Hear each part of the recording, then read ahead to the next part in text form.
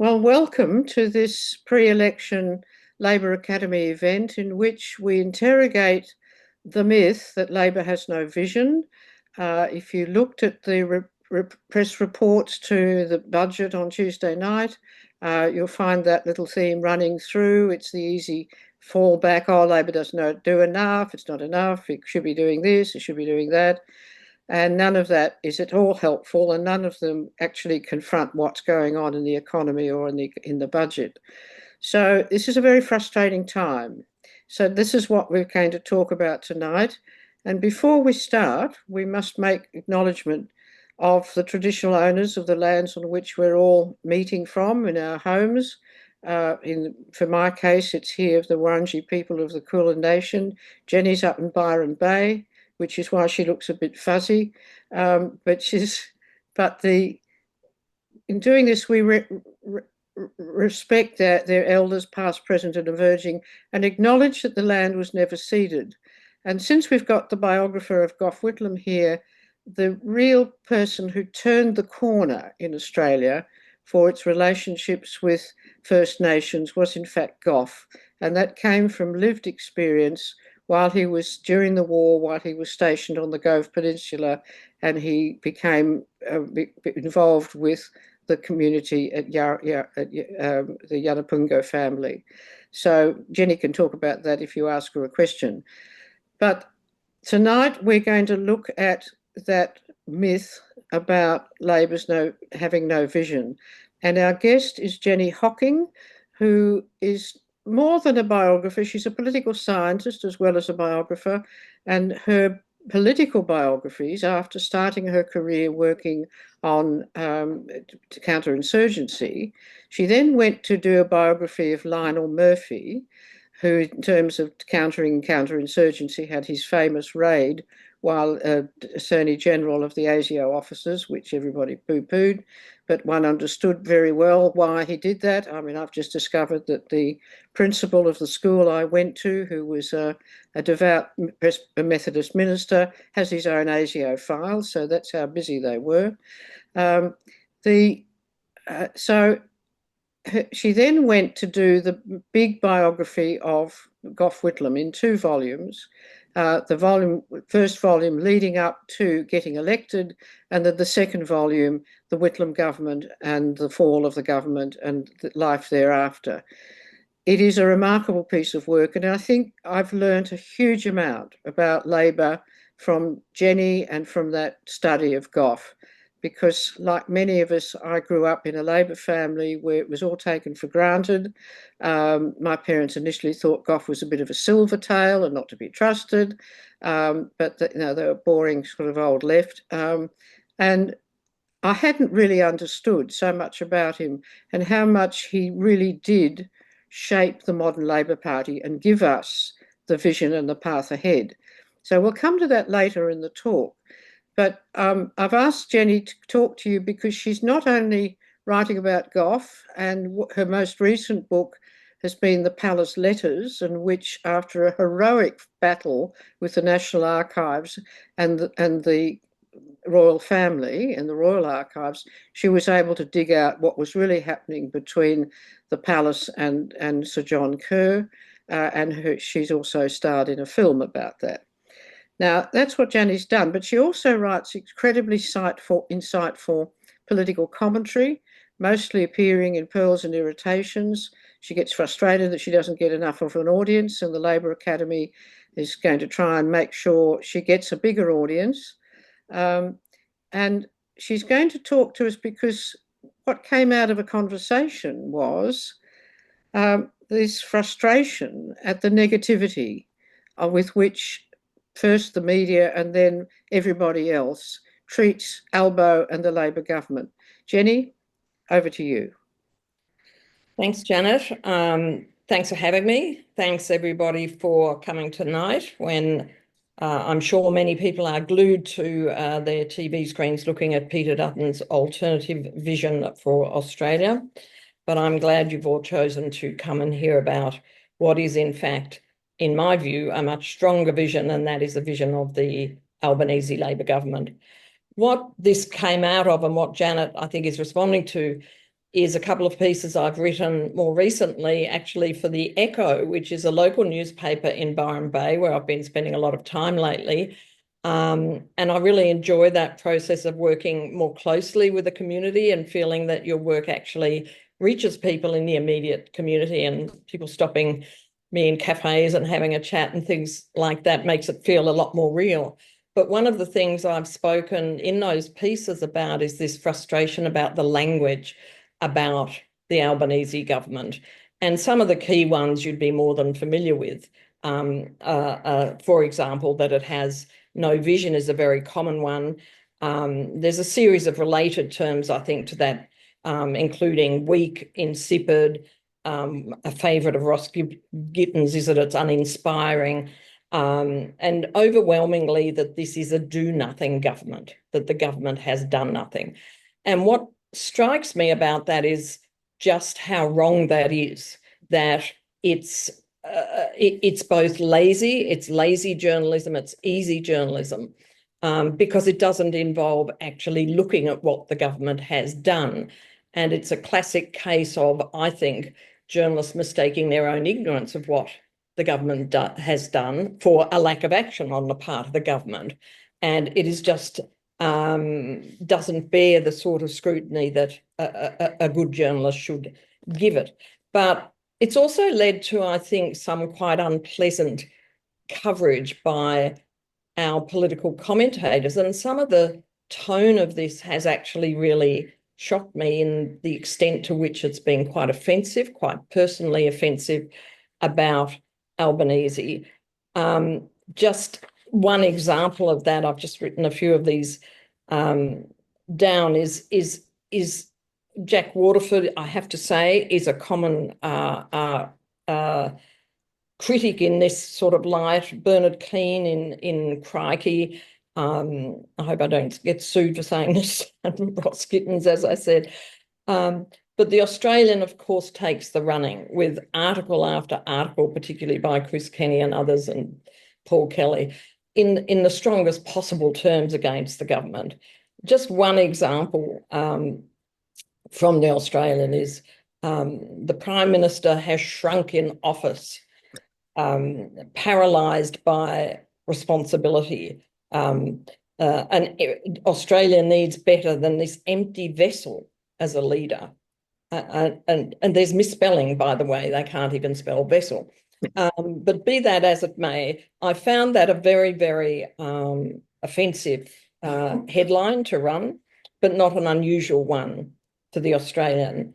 And a popular one is, what's the point?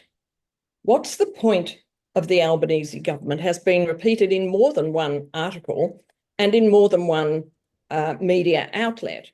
It began with, again, the Australian, Chris Kenny. What's the point of the of this spectator, Albanese spectator Prime Minister, as though he's just a spectator, he's doing nothing again. And this was picked up by Sean Carney, who obviously was so fond of it that he used it himself and said, what's the point of the Albanese government 4 months later? There's not even any particular originality in this sort of language. And it's lazy, and not just because it's undermining of the government, but because I think it's also extremely dangerous for the way in which our politics operates. And the very interesting discussion that Janet organised with Emma Dawson and others as part of this series a few months ago spoke a lot about this, the way in which the language surrounding the government as a government that has achieved nothing, has done nothing, is leading to a sense of mistrust of our political system, the sense that our politics is broken, that our parliamentary system is not offering the choice between different political parties that it ought to be, none of which, by the way, I think is correct. But that sense of despondency and depression is something that I've been struck by as well. And so I was very interested to see Emma in particular raise that as something that she was seeing in her many discussions. One of the things I've done recently up here in the Northern Rivers is a talk about contemporary politics in Murwillumbah, and it was a terrific night. It was with Kerry O'Brien, who lives up in the Northern River since his retirement from the ABC.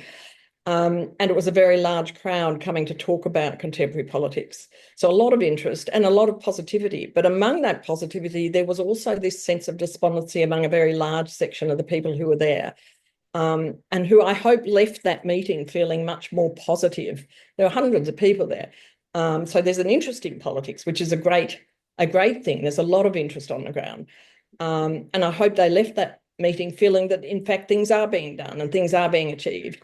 And it's always with the proviso that things can be better. Of course they can be better. Of course things can be done beyond what is already being done, and no one would suggest otherwise. But it is simply wrong to say things are not being done. So that was the first point I wanted to make, really, about the frustrations I'm feeling about the language being used about the government. And you saw, I think, with the release of the budget only a couple of nights ago, that language again is very much ramped up, very strongly and powerfully put. And even what might otherwise be seen as a more alternative set of media, and I come back to Crikey here, who I have to say has been tremendously disappointing to me, and I have in recent days cancelled my ongoing subscription, because I think, well, if I'm going to read this sort of stuff, I may as well read it in the actual right-wing press and not in the ones that are presenting as otherwise. But Crikey's response to the budget had no fewer than 4 articles with the word bribe in it. So reducing a complex set of budgetary policy, not announcements, because most of these have been announced before, but policy positions in terms of their budgetary specifications, reducing them to a bribe, I've found again offensive and wrong. And yet 4 times that term was used. And of course, they weren't alone. I think that's the commonest term that has been used. The ABC had a headline only today which had the word bribe in inverted commas, but had it again in the headline, just in case anybody had forgotten. And so I think we've seen today this reaction to what appears to be a major response by Dutton, which will be to reduce the fuel excise tax by half for a year, pitted repeatedly against what everybody acknowledged was a very small change in the tax rate that Jim Chalmers had put forward earlier this week, as though the budget itself can be reduced just to that one measure, when the budget itself was a far greater and more connected network of changes that are being introduced over the next year. So you'll see in newspapers today, I saw David Spears just announce this on ABC before we began tonight, that this will be a contest between the minimal income tax cut and the excise duty cut, as though that's all there was and is and should be spoken about in the budget. I mean, it becomes a bit inane. And the other point I want to make about that budgetary shift by Jim Chalmers is it's been reported repeatedly as a taxation cut, which of course it is. But the way that's being achieved is through a shift in the tax level lowest for lowest paid workers. And so lowest paid workers are having their taxation level reduced from 16%, I think it is in the first year, to 15%, and then to 14% in the second year. And we need to recognise that as actually a structural shift, because it is a structural shift in the contribution of the lowest paid to the income tax bulk of the income tax take. And that's an important change, because it's changing the tax structure, even at a smaller level, at the lowest level. So effectively, if Dutton is going to be increasing that again, in the same way in which he's saying he will repeal it, presumably he will be repealing this in such a way as to increase that tax rate back again from 14% to 16%. So it's been a very interesting couple of days to look at that both the budget, the response to the budget. But I have to say that there are also, and I'll let Janet jump in here in a minute, also some very good responses to the budget. Pearls and irritations today, which at times is more irritating to me than pearls because of Jack Waterford in particular's very strong antithetical position to the Albanese government. But there's a very good piece in it today setting out an assessment of the budget by Michael Keating, who of course worked in that field for many years. And I would suggest that that's really worth reading. Stephen Koukoulis, who many of you would know as the economist writing often for independent Australian media, has also written a very good, strong piece saying that this is almost, he calls it a close to perfect budget in terms of the figures and the economic structures it's setting forward for Australia over the next few years. So a fascinating time as we move into an election, and a wonderful way to start our conversation. Janet and I want to talk a little bit about both what the government actually is doing, some of the things, the way in which the vision is being structured, and also to make some comparisons in terms of the commentaries that are so often made about Gough Whitlam and Gough Whitlam's government, which is often held up as the exemplar of the, as it is, of the reformist government, and one that we should constantly be coming back to. And of course, the corollary explanation of that is that Albanese is purported to be nothing like that government. Well, I would actually beg to differ on that as well. But Janet, over to you. Right. Well, thanks, Jenny. I mean, I think the thing that hits me is the poverty of intellectual capacity of these journalists. They really cannot look at things conceptually. They try and find a few little tags to be able to slam something. So they get the word bribe, they get the word, and so no one's actually taking on the big issues.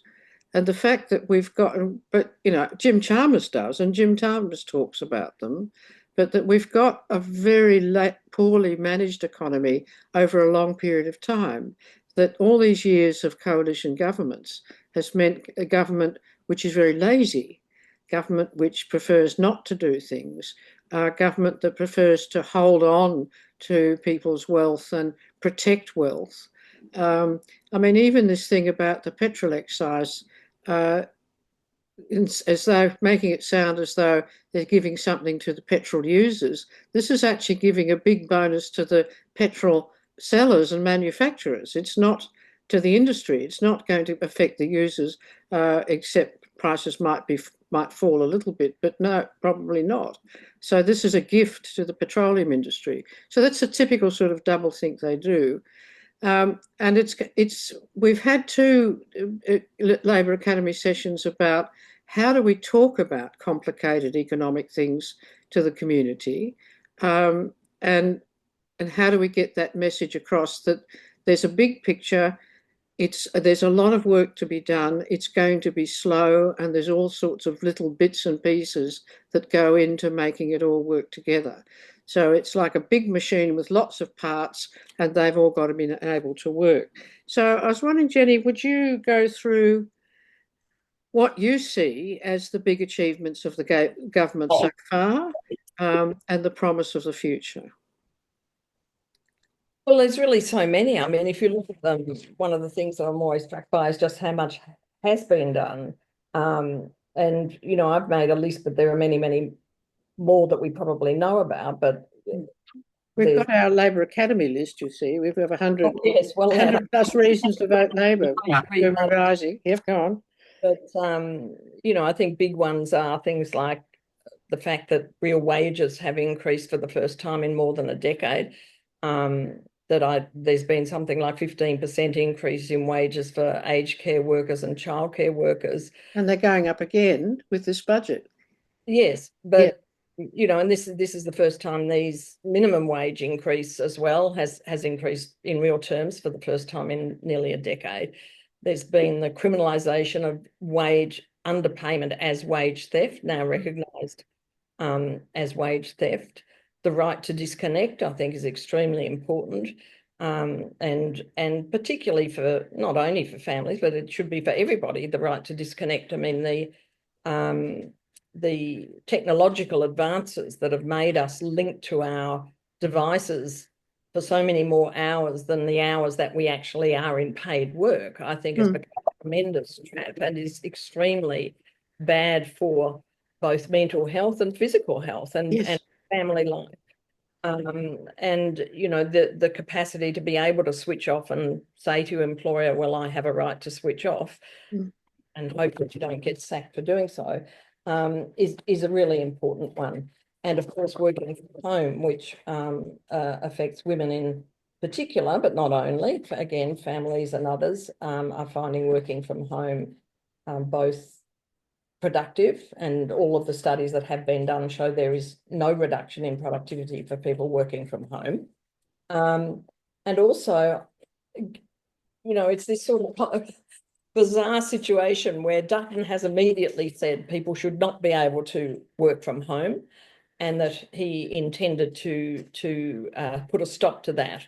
And then when asked about the impact of this, in particular on women, said, well, there are plenty of jobs out there where you can job share. So in other words, you can cut your income in half, you can stop your involvement in the economy as a full member that you might wish to have, because of the requirement that you now return to the office. And of course, returning to the office for many people is extremely expensive, because if they drive petrol-driven cars, there's an added expense of driving every day unless you have an electric vehicle. So, you know, it's bizarre to see that he's going to be offering a reduction in the petrol excise tax so that you can save the money that some of the money you might otherwise be spending on your additional days of driving to work that he's going to force you to do.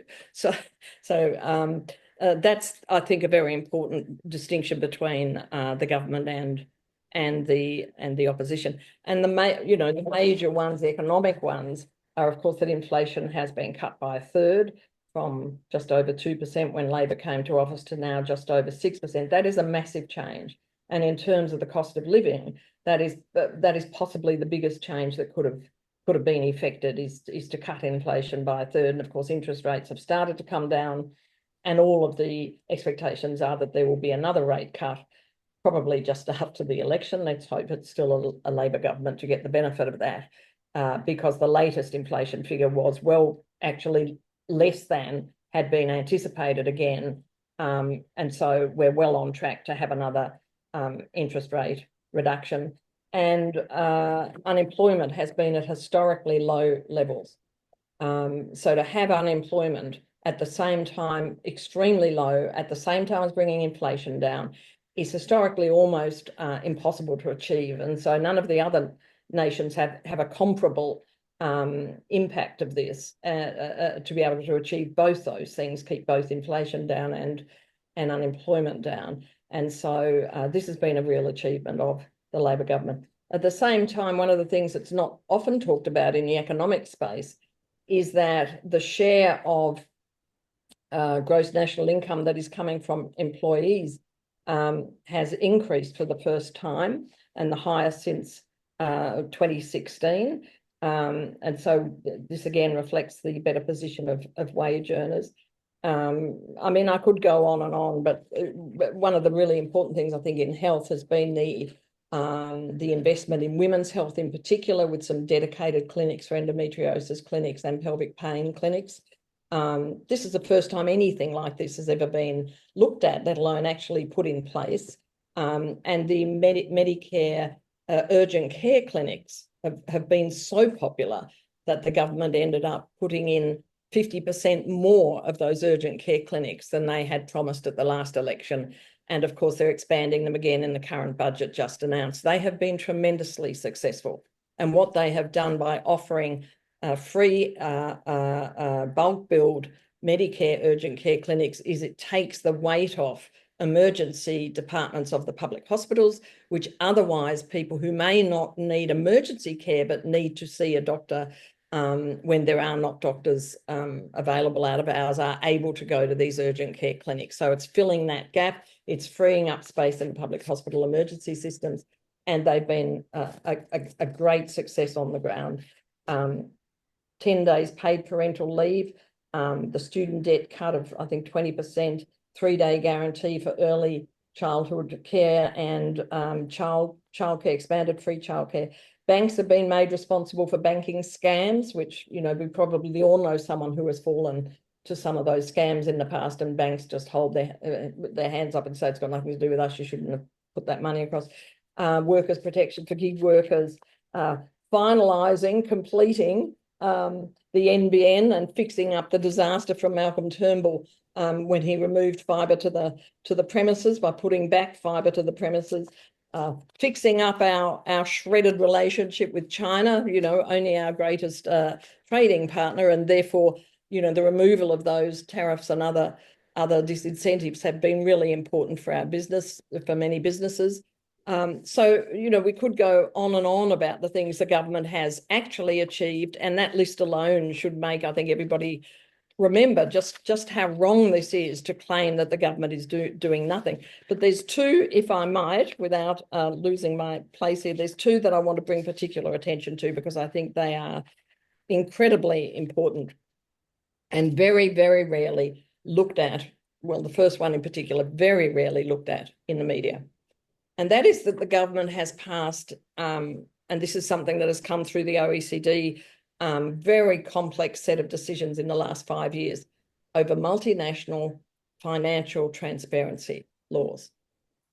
What this has done in the past is that it has enabled multinational corporations to evade tax all around the world by shifting profits in different countries, by putting up subsidiary companies in different countries and then shifting profits and loss around to enable them to say, well, we made no profit in any of these countries and we pay no tax. We'd all be familiar with that.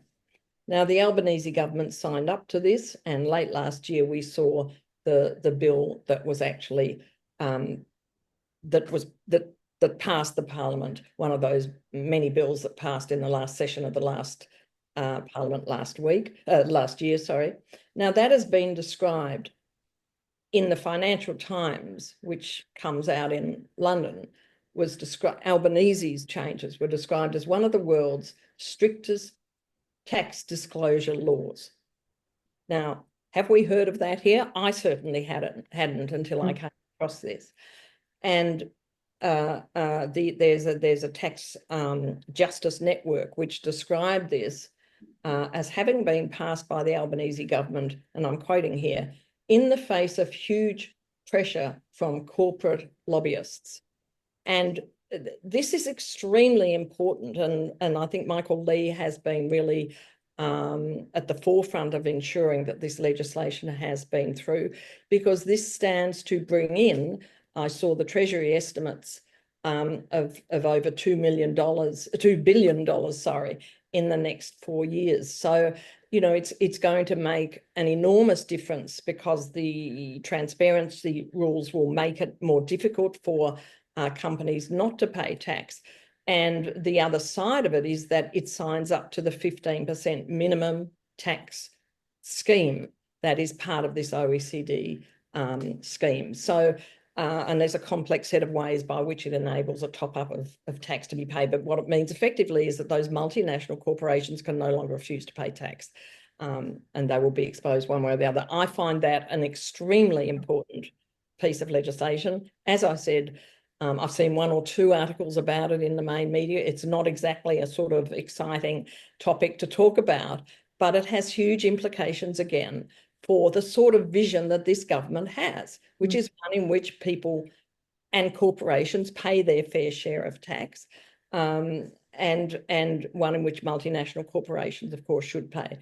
The second area, and I think it's an extraordinarily important one, and it's one that Dutton has already said he will undo, and we need to remember that at every point, that Peter Dutton will undo and is proud to have said he will undo every part of the renewables framework that this government has set up. And it is exceptional. It's not perfect by any means, I realise that. However, it is exceptional. For the first time, we have a government that is not only committed to the Paris Agreement of reducing our renewables from the 2005 mark by, I think it's 43% by 2030, but is it on track already to achieve that? And the other part of this renewables push is that we will have 82% of our energy grid supplied by renewables by 2030. And again, well on track to achieve that. That is only 5 years away. You know, this is a remarkable achievement, picking up from a coalition government that had done nothing and in fact wanted to propel fossil fuels forevermore, to actually being at what was described as a turning point in September last year, when the proportion of coal that was feeding our grid fell for the first time to less than 50%. And again, you know, coal has been the major part of our energy grid for forever. And we're starting to see that major turn. South Australia, for example, now is well over 85% of it regularly supplied by renewables. Victoria, I think, has on some days reached reliably over 40% of its energy supplied by renewables. And if you look at, there's a really terrific online magazine that comes out from the renewable industry called Renew Economy. You know, it's pretty nerdy, but if you're nerdy about the policy areas like we probably are, Janet, it's well worth looking at, because this is where you read about the things that you just don't hear otherwise. And Australia has been fast tracking and investing in, and Chris Bowen has been absolutely terrific in pushing this in green energy investments, and, you know, major solar farms. The largest solar farm, I think, in the world is a Suncorp solar farm that is now getting underway in Australia. Some of the largest in the Southern Hemisphere, the largest wind farms, because we have such enormous spaces here that we can actually manage this. And of course, large-scale battery storage is now getting underway as well. And, you know, it's just, I could go on and on. There's an enormous amount being done in that space. Very exciting, really. And so again, you know, the idea that the government is doing nothing, this is being driven largely through the Australia First Fund. I'm not sure if I've got that exactly right, but that is a huge part of its green energy push. And the worrying thing about the potential of a Dutton government is, of course, that he has said already he will wind that back, that he will wind back the subsidies that are being given to encourage EVs. A little known one in that space is that there are low interest loans for low income, or not particularly low, I think it's under 120,000 income, people wanting to buy EVs. So there are various things out there to try and encourage the EV take up as well. Jenny, thank you. I mean, I just see so many people having little comments online on Facebook and so on. Oh, Chris Bowen's hopeless. He's the last person you'd want doing anything about green energy. He's done nothing. And so this whole narrative that permeates the people's preferred political position is cynicism, and not believing and not trusting. Because it's smart. I mean, they're too lazy to do the work to find out what's going on, and it makes you look good to be critical. And they're not critical. You know, it's so damaging and it's destructive, and it's untrue. Yeah, and I think I can just see somebody, Jerome, on the chat, saying, I don't think it's laziness, but deliberate on the part of journalists to discredit the Albanese government and its achievements. We need to highlight the government is a team effort. I totally agree with that. The cult of the leader is out of, well, I don't know if it's a fascist trick, but it's clearly something that is, I think, it's certainly an American focus to look at the leader. And we don't have a presidential system, as we know, but the leader has become incredibly important. But you're quite right, Jerome. I think, you know, the Labor team is just far and away, in my view, so much stronger than the coalition. I mean, you just look at, for example, Chalmers being so across the economic portfolio and compare that to Angus Taylor. I mean, really. It'll be very interesting to see that unfold over the next few days. And Chris Bowen, I think, has again, performed done a tremendous job. He Yeah. has, and when you listen to him explain what he's doing, he's not only, of course, so across it. It's such a complex area that requires so many elements in it. But he's also excited about it, and I always think it's so easy for politicians to become jaded and tired. But I do actually think that this government, all of them, well, a lot of them, no, I won't say all of them, do look quite excited about the work that they're doing, and that must be very rewarding. And one of the things that I think points to a government and a political party that is functioning well is that, in contrast to the coalition at the moment, there have been no leaks. There have been no sort of sense of this undermining and division. There's been differences, of course there are. That's the nature of politics. There will always be divisions and difference in caucus meetings about what position to take on what particular policy. But you saw this with the budget the other night. There was no advance sort of leaking of what was coming out in the budget. And Jim Chalmers actually reflected on that, said, yes, you noticed that, to one of the journalists who asked him, how did you manage to keep this under your hat? Well, he did, because there's a very tight and supportive ship, I think, being run in that area. And it contrasts very much to the fact that Dutton apparently spoke to his troops earlier in the week, complaining that some of the leaks about unhappiness about the lack of policy position from the government, from the opposition, had been leaked to the media, and that in turn was then leaked, which I thought said a lot. But, it's a contrast. If we come soon to looking at the Whitlam government, it's a very strong contrast to how Whitlam saw, as you said, Janet, the period in opposition as a period for rebuilding both a party and a set of policies in the most dramatic and painstaking way. We have to remember Whitlam was in the parliament for 20 years before he came into office. And for 10 of those years, 9 of those years, he was either leader or deputy leader, and of course came to spearhead a whole rewriting of the Labor platform. But this is something that I think the opposition has not done. They have not taken this time, and this is probably some of the internal criticism, that they have not taken the time to actually rebuild their policy platform and to be able to present a clear alternative to the Australian people. Well, I think we can see the same thing in Conservative governments elsewhere. So the British Conservatives, at the end, had nothing except silly things like Brexit, which was not actually a constructive policy at all. It's turned out to be a disaster.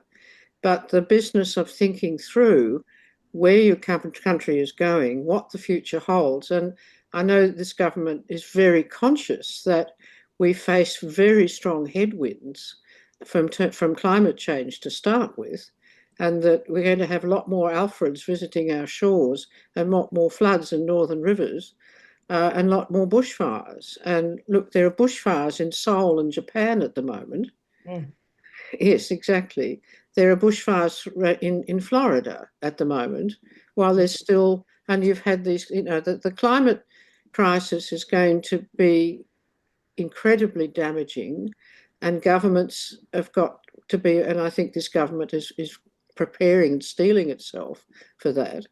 And we're going to be faced with a global problem of mass migration as people have to get out of unlivable places. So the future needs serious people and serious thinking, and to engage the nation in a serious commitment to making what we do it well. And I'd just like you to reflect a bit on something that it's very picky through Bruce Walpe from the American Australian Studies Institute, who has alerted me to this, about the exceptionalism of our democracy. Now, we've heard all endlessly about American exceptionalism, but it's a very flawed democracy. They actually have an elected monarchy, and the connection between what actually happens and what Congress actually does, and the fact that they don't have, although they have big parties, they're not organised parties like our Labor Party, and what an extraordinary creation the Labor Party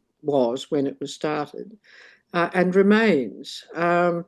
So in the situation that America is currently, there's no way the Democrats can organise themselves into an opposition.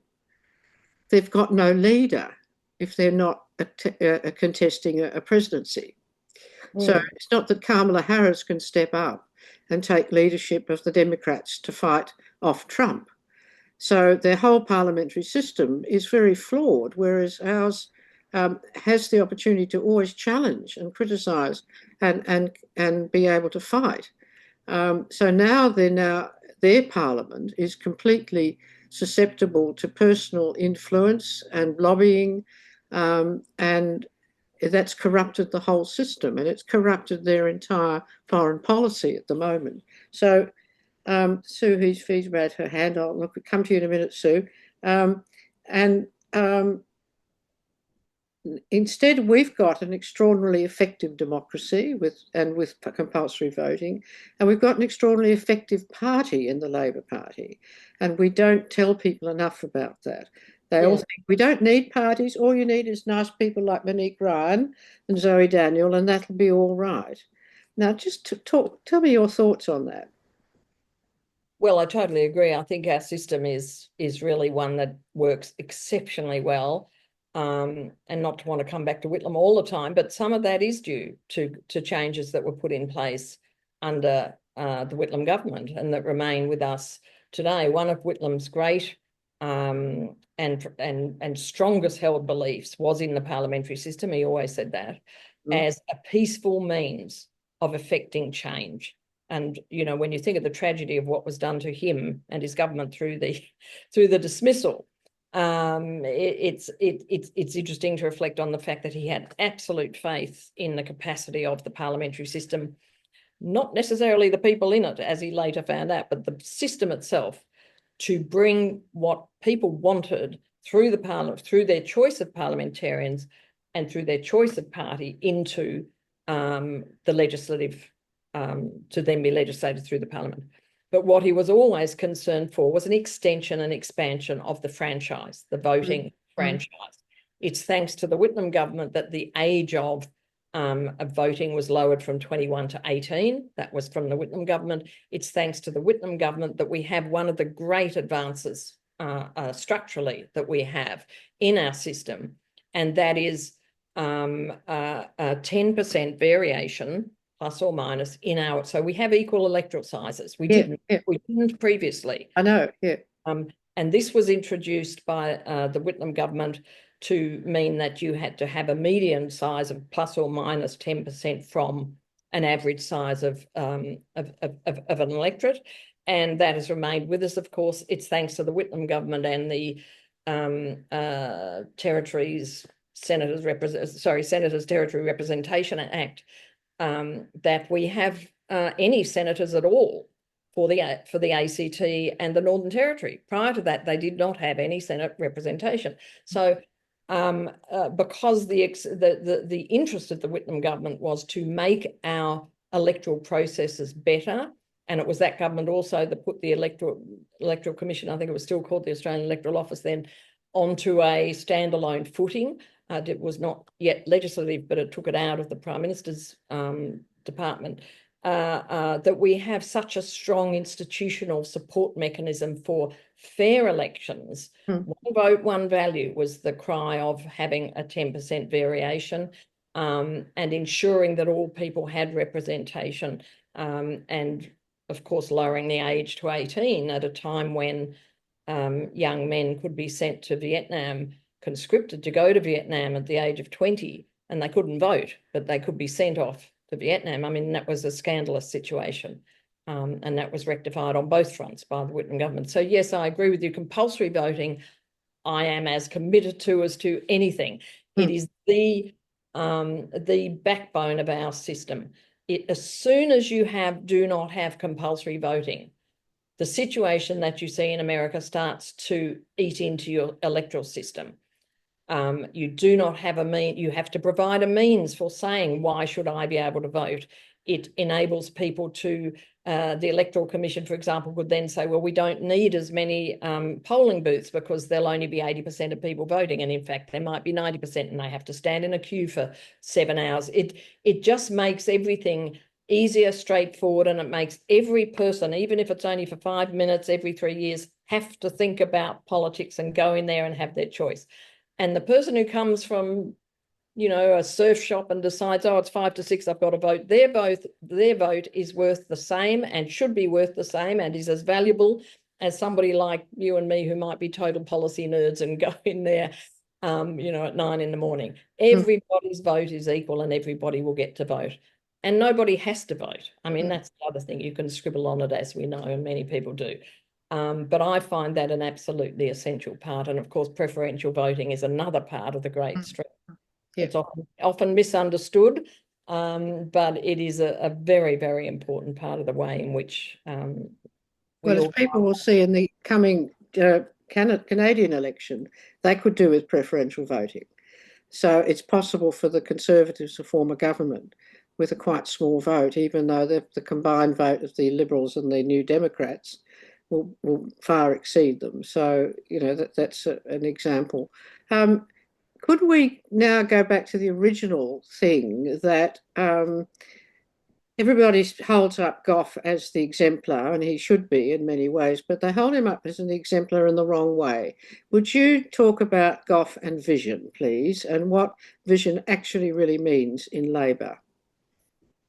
Well, I think the vision is, in fact, as it always has been for Labor governments, a fairer, more equitable society, one in which Whitlam always said equality of opportunity was fundamental, and equality of education was fundamental, one in which, you know, discrimination, and of course the Whitlam government introduced the Racial Discrimination Act, which has been so central to many things, but in particular the Mabo decision. There's a complex set of reasons for that, but there were 2 Mabo decisions. The first one was in Queensland, and that was an attempt by Bjelke-Petersen to basically end the Mabo case, was overruled because of the existence of it was in breach of the Racial Discrimination Act. So it's a absolutely critical act, and that of course is a Whitlam government act. But Whitlam always saw education as central to his vision, and these are, you know, health, welfare, education, equal rights, equality for women and Indigenous people. These are still the same animating features of a Labor government today. And if you look at Jim Chalmers' speech yesterday, a couple of days ago for the budget, you will see those same concerns being expressed. You have to remember that Whitlam came in, of course, 50 years, more than 50 years ago, 53 years ago, and times were so dramatically different. And Whitlam, of all people, one of his favourite political comments, pithy comments, was contemporary relevance, comrade, contemporary relevance. His aim was always twofold: make the Labor Party electable again, because in 1952, when he came into the parliament, it was not. It was in the middle of splitting, and then it was, of course, in opposition for 23 years. So totally different environment from today. A hugely conservative, decades of conservative government, and so many wrongs to be righted, so many advances to be made, so much progress to be made, that Whitlam's famous policy speech, of course, is a vision. It sets out a vision for changing and modernising Australia. And that's precisely what had to happen at that time. There was so much to be done. We hadn't even, you know, signed up to or ratified some of the United Nations' most important conventions on civil and political rights that we, through Doc Evatt, had actually been central to actually putting in place. So, you know, recognising China, communist China, was one of the first things that Whitlam did, releasing draft people who had gone to jail for refusing to go to Vietnam and fight, were immediately released from prison. Many people forget that the young men were in prison for refusing to go to Vietnam. That was, I think, the first the first decision of the Whitlam government, but there was so much to be done. But the vision, the essence of the vision, is in that multitude of policy decisions. It's a mosaic.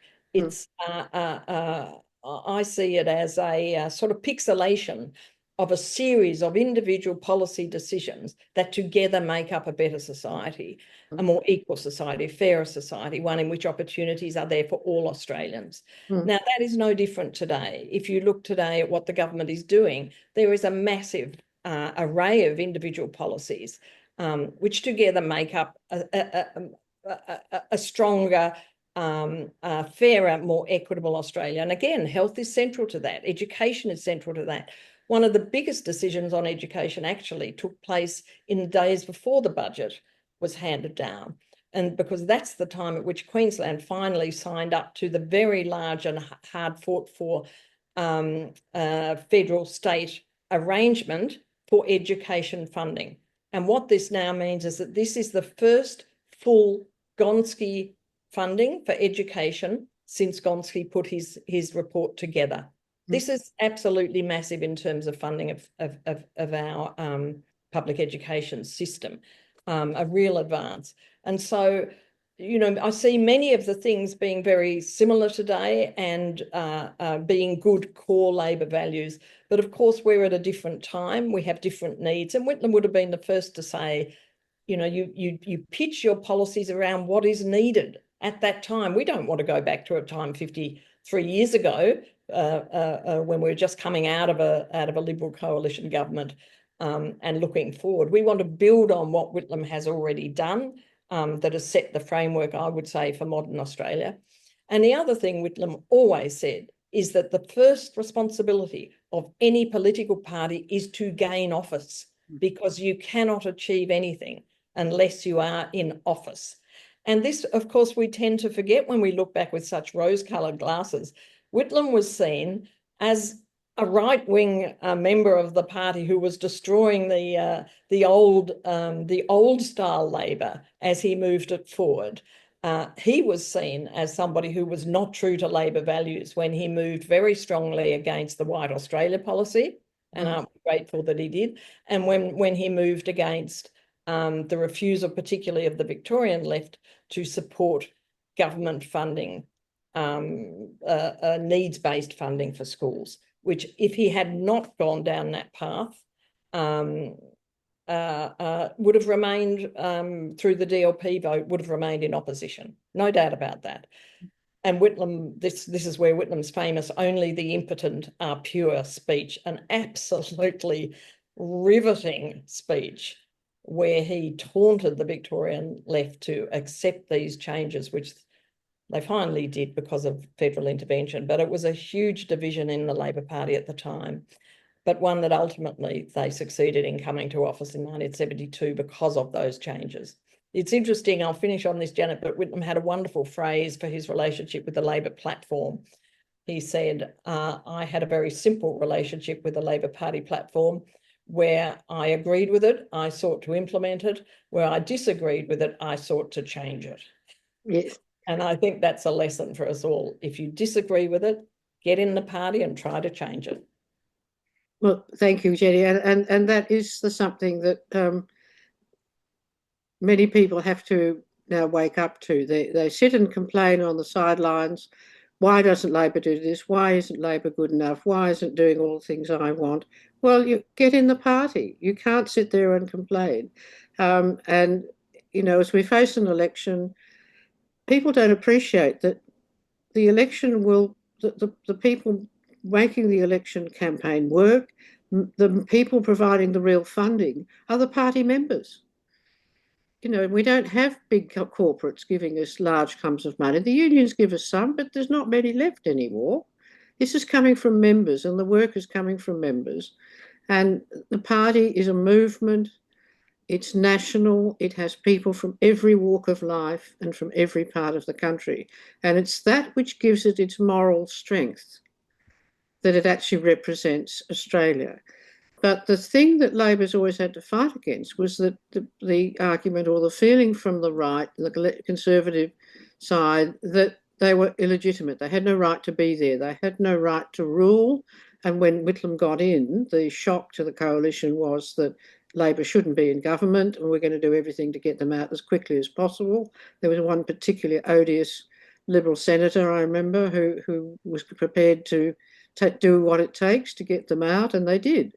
And again, this is part of the middle class mythology of Australia, and it's particularly strong in Victoria. When I did my book on the middle class, the people who went to private schools believed that, as Robert Menzies told them, that they were the right people to run everything. That they'd been to a church school and therefore they'd had a proper education, and people who went to state schools were morally deficient and shouldn't be allowed to run anything, and they're the right people to lead. And this is a very profound belief in a lot of people, and it's still in the Liberal Party. And so they've got to delegitimise Labor all the time. And yet, as a party, historically, it was a world first. It was the most effective people's working class party in the world, far exceeding what the Social Democratic Party in Germany did, anticipating what the British Labour Party did by nearly 30 years. And so, Canada didn't form a Labour Party that worked. Ireland didn't form a Labour Party that worked. The Americans never formed a Labour Party. We did. Now, New Zealand came along as well. And both New Zealand and Australia were products of the big movement of British radicalism that came to these colonies in the 1850s in the search of gold, which was the Chartist movement. And what did the Charters say? Votes for all. They actually wanted votes for women, but they knew that was asking too much. Equal electoral districts, that doesn't come into Australia till Whitlam. Payment for MPs. They wanted annual elections, which is a horrible thought, and the secret ballot. And those are the things that brought us the principles, and they were the first places that they were achieved was here in Victoria. And so got John Howard tried to make us think that being Australian was all about Gallipoli. This is what European Australia was about. That we achieved something in terms of our public life, our organisation of society, and were seen in the late 19th century as an experiment, a social laboratory of government protection of people. So we need to talk this story up. And one of our people, Liz Barton, has asked, how do we counter all these mythologies? But there's one specific question which I think is very relevant at the moment. It's come from Peter Holding. Do you think the government should have done more to try and condition public opinion to accept the need for tax reform in its second term, especially in regard to putting downward pressure on the cost of living as it does? 2019 proved was too hard. So this is where Peter's asking for the Labor to flag something that you and I know they want to do, but the time isn't right. So let's talk about the right time for things. And if you're going to take the country on a painful journey like tax reform, how delicately you have to actually time that. Thank you, Peter. Look, obviously the time to do that is not immediately before the election. So it's clearly off the table for the moment. One of the great difficulties is that we saw with the proposals put forward by Bill Shorten just how difficult that is, how easy it is for media to create what was clearly an immense campaign against any change to negative gearing and any change to the franking credit system, which doesn't mean they should be shelved totally. But I think and hope that if we have a second term of an Albanese government, that would be one of the things that ought to be done very, very quickly, to look at some of the needs of the taxation system. And maybe one way to that, I don't know, I'm sure that there are a lot of different views on this, but maybe one way is to start that early and to have some sort of a round table that involves a lot of different people beyond the Labor Party itself, to start to look at that, to make recommendations and to make suggestions around what needs to be done. I mean, the negative gearing has been a disaster that is able to the fact that that's open-ended and somebody can have, 12 houses or 20 and they're all negative geared is quite obscene. And, there ought to be a way in policy terms of putting something much more measured, maybe 1 or 2 houses, okay, but not beyond that. But something I think that gets a conversation happening early on in a second term is obviously the ideal time in which that ought to be addressed. But it's not just about housing, it's not just about the housing measures. And many economists are saying that there needs to be a bigger look at the taxation structure in general, and perhaps a second term, I hope, would be the time where that begins. Jenny, could we finish up now going back to Gough's brilliant lecture on socialism and the Labor and the Constitution in Australia, where he reformulated the way in which a socialist objective could be achieved, and the things which have come through, like the Gonski finally getting agreement from all the states, is an example where the real work of education is done by state governments who do not have access to the taxing powers of the Commonwealth, but the Commonwealth can't intervene at a Commonwealth level in those sorts of state matters. So what it has to do is shift the money to the states to do things. Similarly, with housing, the government can initiate from the Commonwealth a certain amount, but Pache Greens and Max Chandler Mather, it's actually the state governments that have to be funded by the Commonwealth to make an impact on housing, in particular social housing.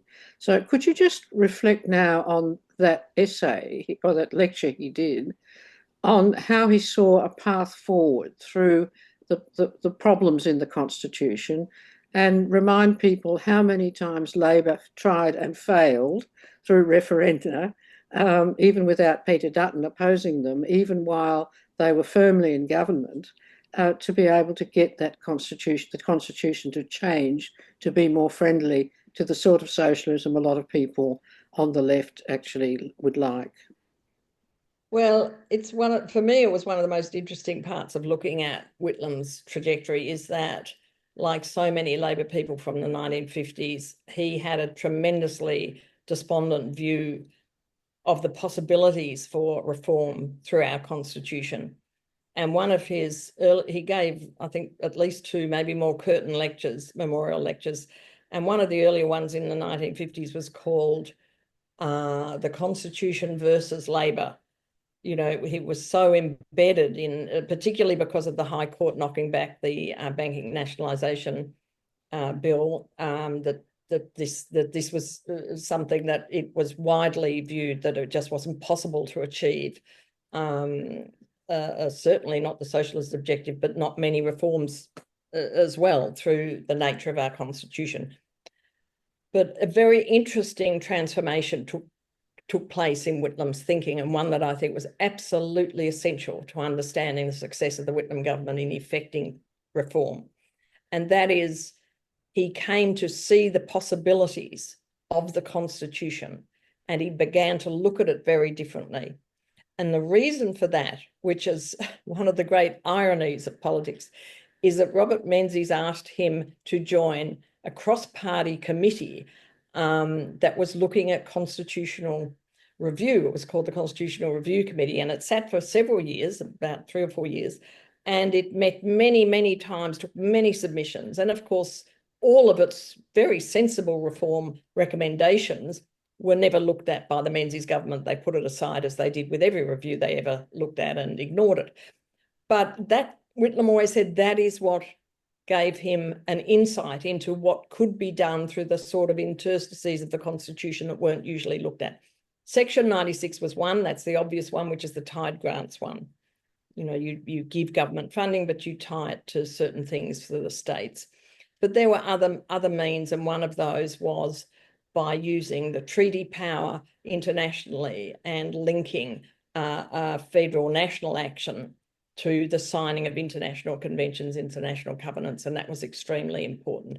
But he discovered a range of ways in which to to enable certain reforms to be done. And it did add a sense of positivity and optimism. I actually interviewed many people who'd worked with Whitlam at the time who said it was infectious to actually hear somebody talk about reform being possible, even within the Australian constraints of the Constitution and so on. So some of his later essays, and certainly his later Curtin essay, Curtin Memorial Lecture, is much more positive and sets out a series of ways in which the federal government could actually work within the Constitution to bring about change and bring about reform. And we see from the successful reform of the Whitlam government just how effective that was as a means of bringing about change. You know, some of the things we take for granted today, like no-fault divorce, etc., had just never been. They were world leading and came about within the constraints of the Constitution. So a fascinating time in our history, but one that we can build on, but we need to build on in a different way, in a way that suits our times, our circumstances, and that suits the capacity of the Australian people to actually accept change and accept reform. And so, you know, the question about how we condition people to recognise that we do need reform in some of the very large structural areas is a really interesting one, because I think that will be, I hope that will be a focus of a second-term Albanese government. Well, thank you, Jenny. Let's have some big takeaways. The big takeaways are the advance towards a renewable energy policy and the progress they've made, the extraordinary achievement of tax legislation to be able to control multinationals and that we're leading the world, the fact that we've had a soft landing, which hardly any other economy in the world has achieved without pain, greater pain and unemployment being inflicted on the people, the fact that they've cleaned up a whole lot of messes and waste and inefficiencies and unfairnesses that have been left by a very careless and lazy and government indifferent to the needs of people, and that we've now are poised better in our region to not be seen as a pariah. We've got a lot of work ahead if we're going to be still sitting, being the tail of the American doggy, but they have turned Australia around. And if we don't win this election, we're going to turn back again. So can I thank you very much? I'm sure that everybody else has had enjoyed this as much as I have. And I hope this time that we will have a proper recording and a transcript of what's been said. So fingers crossed the technology works and I don't screw up again. So I do apologise to everyone for making such a hash of the last few events. Thank you, Jenny. Thank you, Janet, and thank you, everyone. Thank you. Bye. Bye-bye.